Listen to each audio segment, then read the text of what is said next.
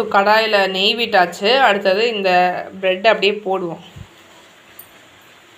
ஆக்சுவலாக பாவ் பாஜிக்கு இப்படி போட மாட்டாங்க, இது டோஸ்ட் ஆகிற போது பார்த்து நம்ம செய்யணும். ஓகே, பாவ் பாஜிக்கு தனியாக வச்சுருப்பாங்க. நம்ம வந்து இது அப்படியே கொஞ்சம் இது சூடு பண்ணுறோம், அவ்வளோதான். இது அப்படியே திருப்பி போட்டுடணும். வெயிட் பண்ணுங்கள். ஸோ என்கிட்ட இப்போ பன் இல்லை, ஸோ அதனால் இப்படி பண்ணியிருக்கேன். கொஞ்சம் ஃப்ளேமை ரைஸ் பண்ணுவோம். ஆக்சுவலாக இதெல்லாம் வந்து இதே படலை, கொஞ்சம் தான் நெய் பட்டிருக்கு, அதுவும் ஒரு 3 ஸ்லைஸில். ஓகே,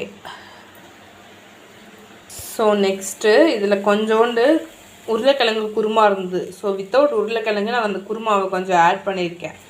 இது கூட கொஞ்சம் தக்காளி சாஸ் சேர்த்து கொஞ்சம் அப்படியே பரட்டி எடுத்து அப்படியே சாப்பிட வேண்டியதுதான். பார்க்கலாம் இருங்க. நான் 1 ஸ்பூன் தக்காளி சாஸ் போட்டிருக்கேன். இப்போ இது அப்படியே கொத்துன்னு கொத்த வேண்டியதுதான், பரோட்டா மாதிரி.